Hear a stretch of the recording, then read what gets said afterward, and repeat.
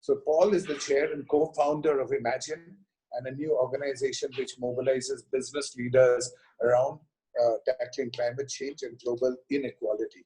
Paul is the chair of the International Chamber of Commerce, the B Team, Saved Business School, and vice chair of the UN Global Compact. Thank you so much, everybody. No, I appreciate that. And it's an honor again to be with you. And more importantly, Ranjit, also for what you are doing. I visited the Assam region where we have investments from my Unilever days. And not only is it an amazing region, but also the spirit of what you've created. And now with your Balipara Foundation is highly commendable.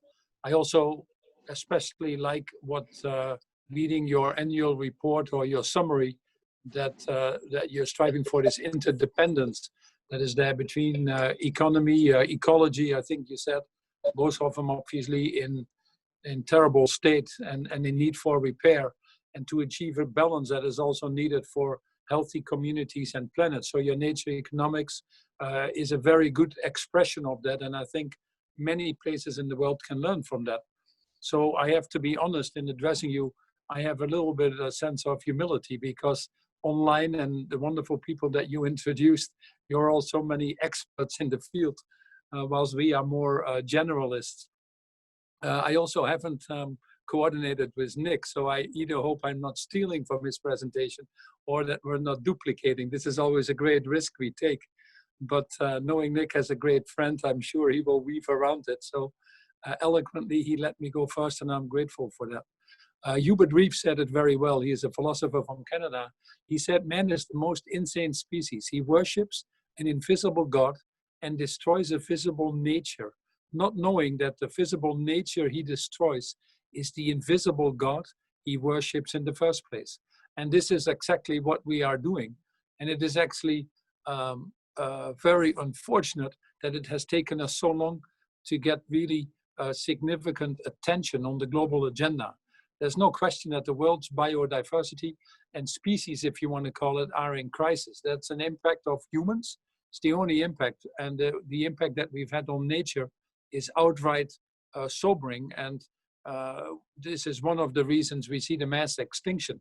Nature is declining at a speed that we've never seen before in the history of humanity. Millions of animals and plant species are at risk.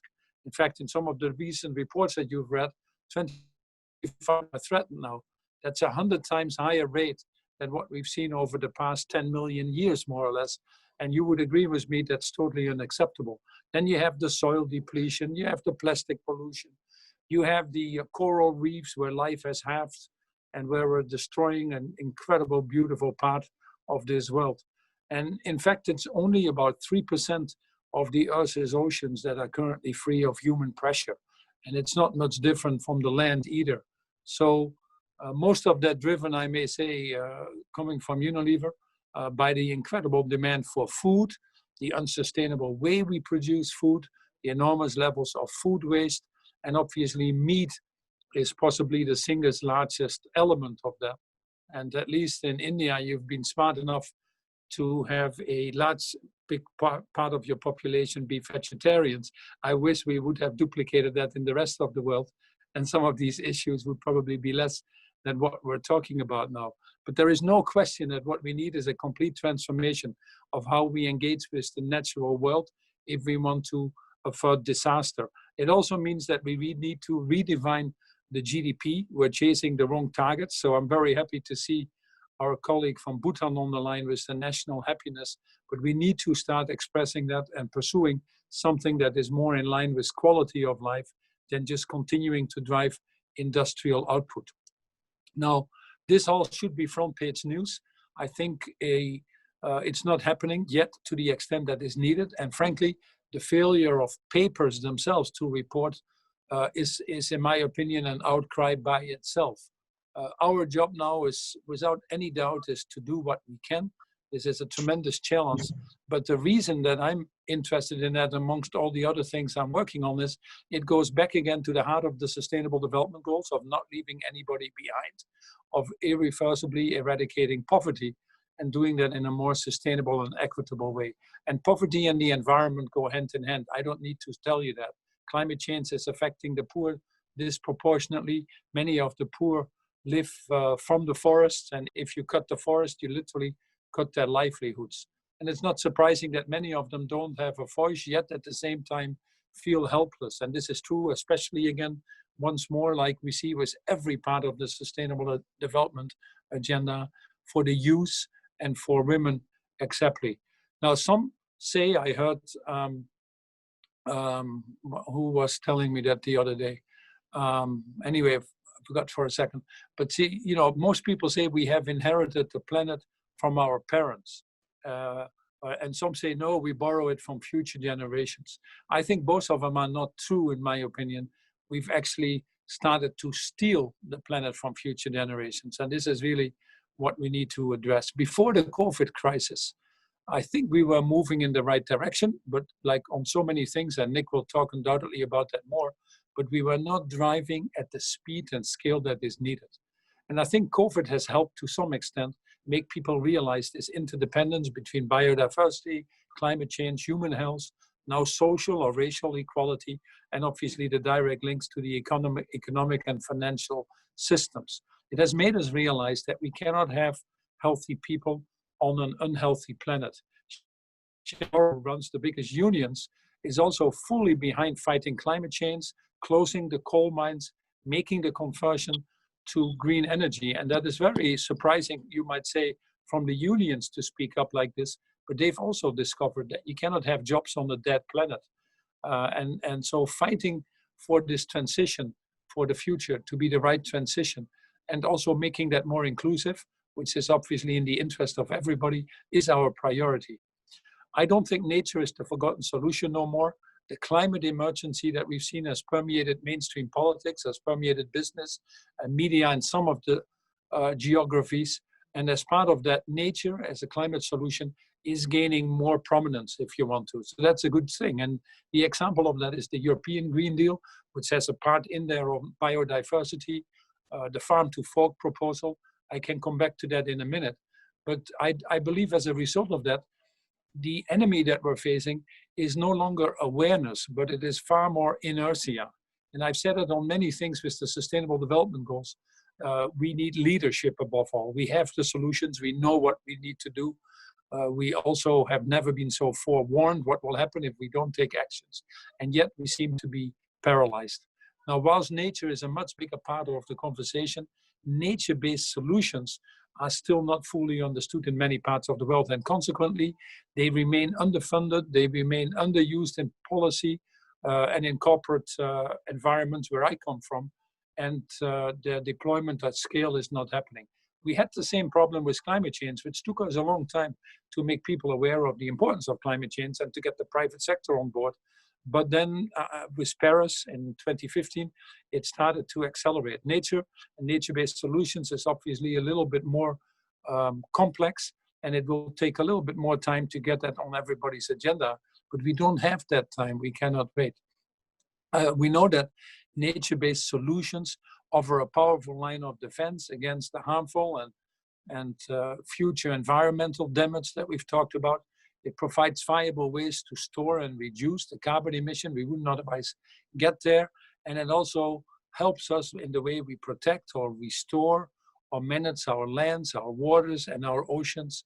It's such an integral part of our lives that without that, we would not be there. And I think more and more people need to internalize that realization. The good thing about nature is also that they've proven to be in a scientific way, but also in a financial and logistical way, that nature-based solutions are actually very cost-effective. They're very durable. They're immediately available. It's actually one of the cheapest solutions to invest in my opinion, to achieve the Sustainable Development Goals. And in a very difficult political environment that we're now in, they're also politically and socially probably more viable solutions if we could get it higher on the agenda of our politicians. In fact, they can create enormous amounts of jobs. They can stimulate economic growth and at the same time protect wildlife, deliver that long-term resilience that we need in our economic systems, the food security that is required. And as a result of that, I would say it underpins all of the Sustainable Development Goals. It's very clear that we cannot allow the world to have global warming above the 1.5 degrees.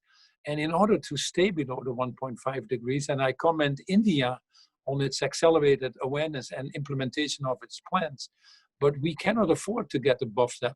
Our current trajectory of 4 degrees plus is totally unacceptable, but we can only get to the 1.5 degrees if we have that nature-based solutions. Without nature-based solutions, we cannot get there. A little bit of a few reasons I quickly wanted to run past you, if that makes sense. But first of all, nature-based solutions, as I said, is about 1/3 of the emission reduction targets by 2030, and the same would be true by 2050. And we would otherwise not get there. So they're powerful. They're also cost-effective, as I mentioned. A lot can be achieved for less than $10 a ton. We're now working with Indonesia, for example, protecting the forest in Papua and West Papua. We can potentially issue bonds, forest protection bonds, carbon bonds, if you want to, that could get revenues in on $10 a ton. It would give them revenues between $5 and $10 billion. That revenue can then be spent on creating livelihoods and sustainable farm practices and other things, and actually achieve more ambitious targets for the nationally determined commitments that a country like Indonesia or India needs to commit. They're also durable. It's not only powerful, it's not only efficient, they're also durable. When we make the right nature-based solution investments like you are doing, Ranjit, under your leadership, then it gives us the medium and long-term solutions that we look for. And then, at least from what I've seen, what I put in my head is that as it stimulates the economy, as it builds more resilience, that means many of these ideas actually are scalable across the world. There are many good ideas happening in different parts of the world, but they stay, unfortunately, in the anecdote cycle. And we need to get them now to lift them up and make them global templates, including the wonderful work that you are doing. Nature-based solutions alone could lift about 1 billion people out of poverty, and boy, do we need it. In the last calculations that we did with some other people, it created at least 80 million jobs. One of the big things coming out of this crisis will be the need for job creation, especially amongst young people. So here you have it, and Nick will talk more about that undoubtedly. And it obviously provides an enormous unlock for companies to grow. In fact, there is no alternative, I keep saying to companies. You might play the short-term game, but it will catch up for you. And if you don't internalize the benefits you get from nature, you are not looking at your own businesses in the right way.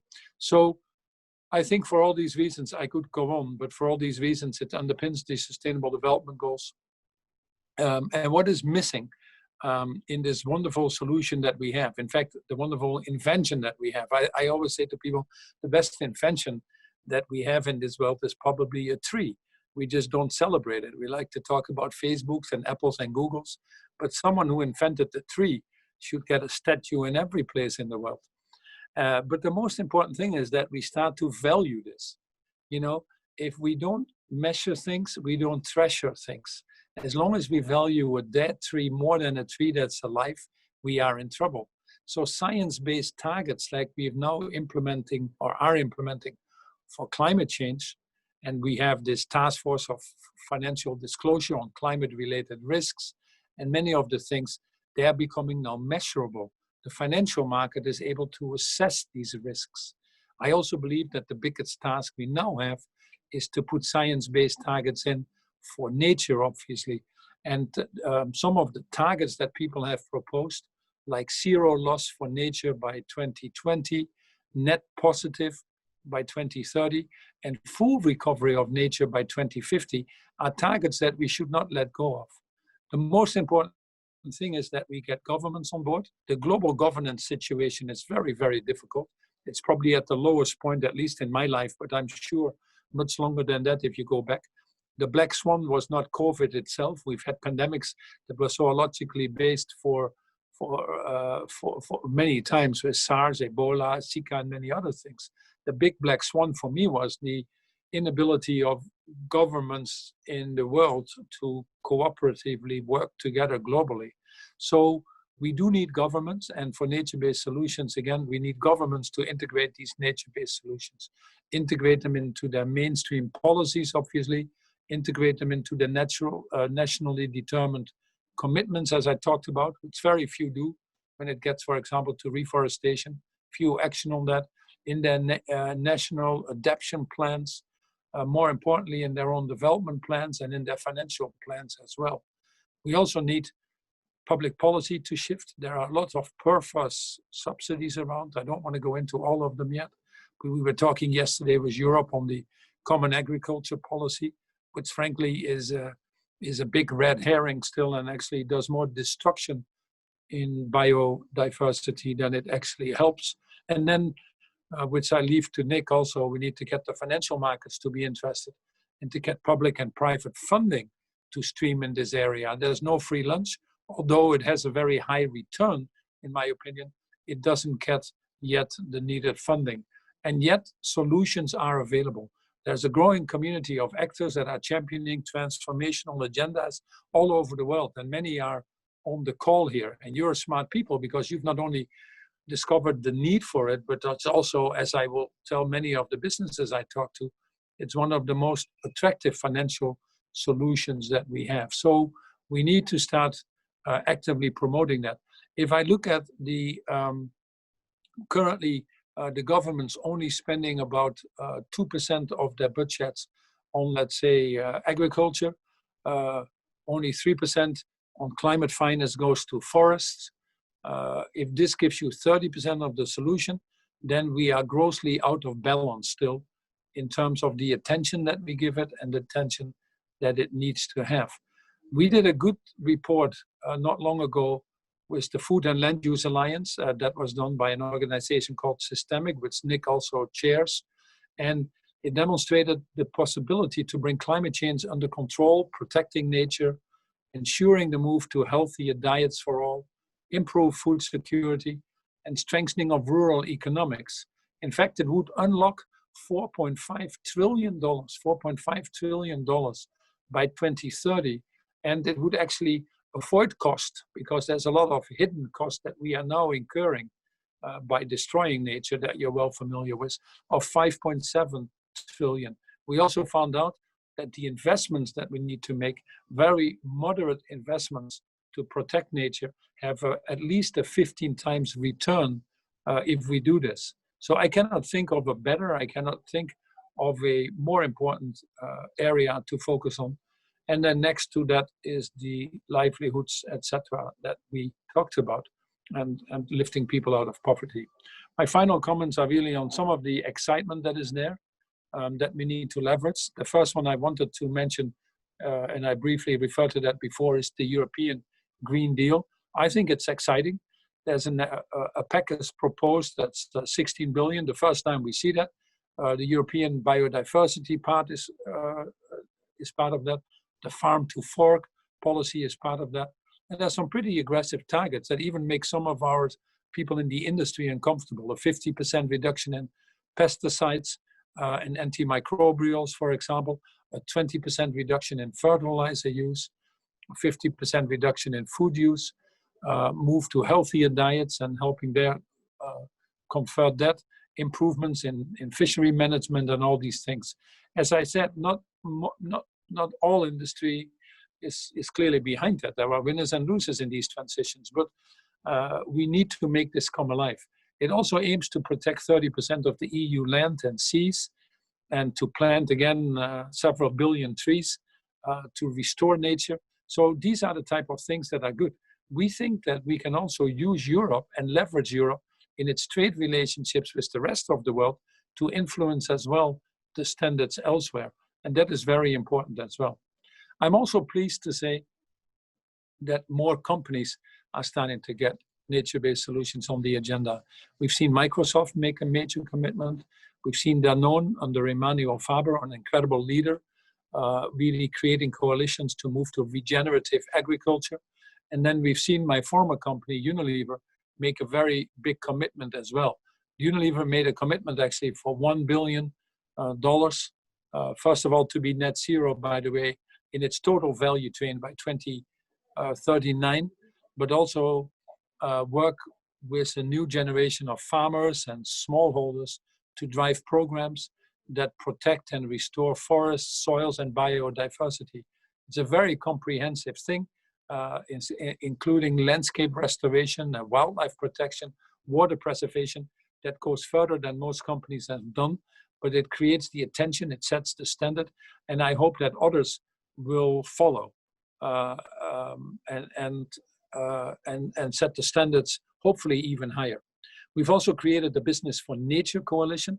The Business for Nature Coalition has now about 30 NGOs that are part of that, many of the forward-thinking businesses, some of them which I mentioned, and their purpose is really to make the case to governments and other businesses of what they should do in the next decade to reverse these nature-based losses. Coalitions like the WWF, We Mean Business, the International Chamber of Commerce, they're all part of that. In fact, the total coalition, if I remember right now, we're trying to get about 500 companies, making 400 commitments. Many have taken actions already. And what they're calling for with governments is very simply, they're calling for healthy societies, resilient economies, thriving businesses, and they say that only can be done if we can rely on nature. That government policies, that governments must adopt policies now that actually reverse the nature loss in this decade. So they very much go to these science-based targets that I was talking about and calling for the need to protect, restore, and sustainably use our natural resources. One of the reasons we created Imagine is actually to look at industry sectors by sector. We still think it's good to take a sectorial approach because there's some benefit in race to the top and putting a whole sector together across the total value chain. And we believe when we bring CEOs together across the total value chain, and we have about 25 to 30% of the value chain, we can actually create tipping points. Companies individually are held to very high standards, but they cannot deliver everything. A company alone cannot get rid of the issues of plastics in the oceans, or for example, move to regenerative cotton. Most companies would be too small to even have an impact, or stop deforestation. But if you bring these value chains together, you can actually get these tipping points much faster. And in the absence of governments being able to do what they should be doing right now, and the lack of global cooperation, my only point has always been, we need to get the business community to step up. So that's why we created Imagine. The two exciting things I can share is we have 68 companies in fashion, and they're working on all committing, which is about, by the way, it's 30 to 35% of the total industry, all committing to net zero by 2050, all committing to getting use plastic, and all committing to move to regenerative cotton, which you know is a very destructive crop for biodiversity. Then we've put a food coalition together of about 30 of the biggest companies across the value chain with food. And again, they're looking at actually carbon positive food production. Food should not destroy the planet. Food should actually replenish the planet. And these CEOs are committed to do that. And we can get to that in a way, I think, with a carbon market and some other things, we can get to that much quicker than people think, and actually provide a better food system, but also a better livelihood for the smallholder farmers, which is incredibly important part of all of this. Some people have said that we can push too hard on nature, but it's very clear when we do that, that nature pushes back. And Al Gore has said many times, nature is sending us the invoices on a daily basis. I think the COVID crisis, it is what it is. We don't like it. We mourn the terrible loss, unnecessary loss of quite a lot of people. There's no question about that. But on the other hand, let's also look at the positive we can get out of this. And I hope that one of the things that this crisis is showing us is that interdependence, and that in fact the economy more than ever is a wholly owned subsidiary of nature and not the other way around. And if we get that awareness into everybody, both economically, financially, emotionally, spiritually, I think we can muster collectively the needed energy to do what is right and figure out how to live in harmony with planet Earth.